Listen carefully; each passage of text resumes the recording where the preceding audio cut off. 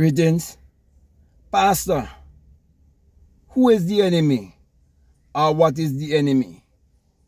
Why are you always speaking about the enemy and speaking about the devil? Who is the devil? Pastor, when you speak, isn't your word the expression of a thought? Are you going to answer me? Well, if you're going to say yes, that a word is the expression of a thought, then the devil have to be my negative self. The devil have to be my ego self, which is my lower self. You see, Pastor, I've come to realize that everything was first a thought, it was first an idea, it was first imagined. Everything is first mental. So there's a lot of mentalism. So Pastor, whenever you say that the Lord spoke to me, who are you really speaking about? Who speak to you? Did you hear someone speak audibly? Or did you hear a small voice within that you refer to as your intuition? Well, you have intuition and I have intuition too. My inside teacher. So, Pastor, be honest. Is my enemy outside or my enemy within? Because I've come to realize that if there is no enemy within, there's no enemy without that can do you any harm. Because everything is based on cause and effect. So, Pastor, are you against that? That law? Could you change that law? Is it a mutable or an immutable law? Also, Pastor, what can you tell me about the Bible that wasn't first a thought, or first an idea, or first imagined? Pastor, what can a person say or do that wasn't first a thought or first an idea? Because you keep saying that all have sinned and come short of the glory of God. And you told me that we are born in sin. Well, what did I do to born in sin? Well, if you're going to say that Adam and Eve is the cause and what happened in the garden, well, then you will have to say that we are all mating with our brothers and our sisters if those two people populate the earth. But Pastor, isn't my mind a garden? And my thoughts are the seed? And my personality is the harvest where I bring forth the fruit? So Pastor, I want you to be clear with me, because these questions have been troubling me for a long time. For example, you said that if I do not worship and believe in a Savior outside of myself and trust Jesus Christ, a man 2,000 years ago, that I was born in an eternal hell. Well, Pastor, for me to born in an eternal hell, don't you think I would have to have eternal life to be born in an eternal hell? Pastor, does it really make sense to you? Be honest.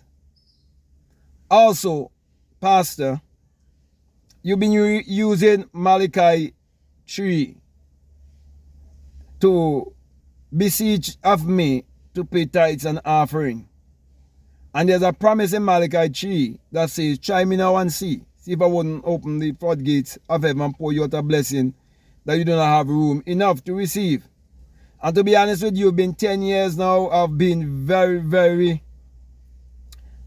consistent with my tithes and my offering. I haven't been seeing I haven't been seeing any blessing in my life. I haven't seen any windows of heaven open up and pour me out such a blessing that I do not have room enough to store that blessing. As a matter of fact, I can hardly make ends meet. So how do you answer that question, Pastor? Because I saw a man on the internet who wrote a book called How to Open the Floodgates of Abundance.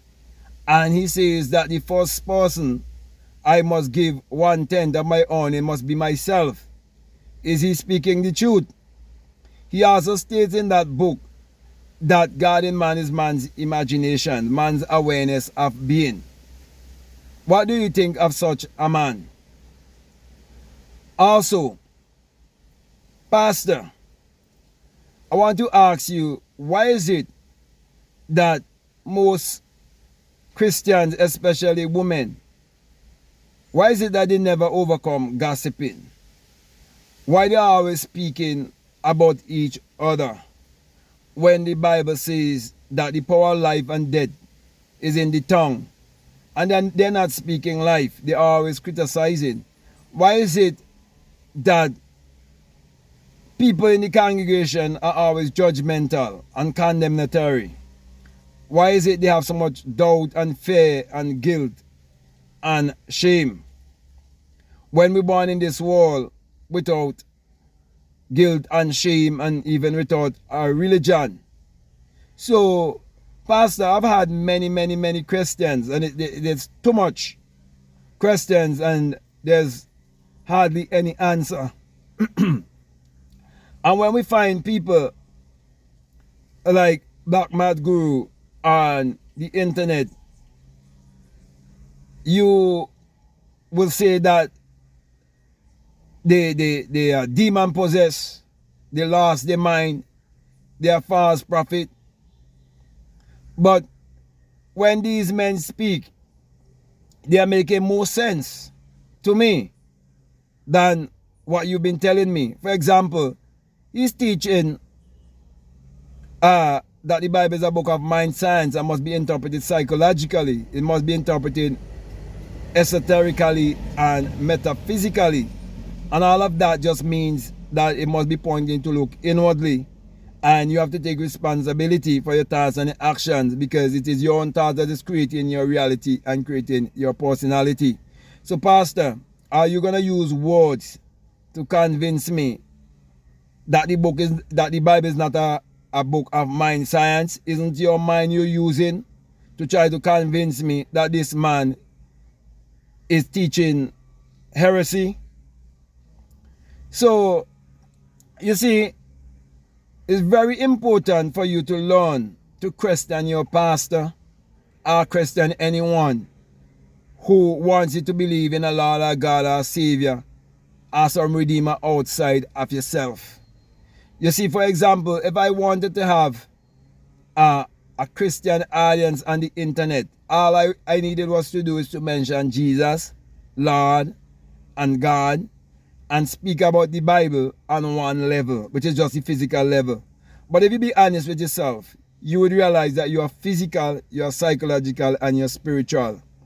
3 in 1, okay? Therefore, you should understand the Bible on all 3 levels. Most people believe that fornication and adultery is happening on a physical level.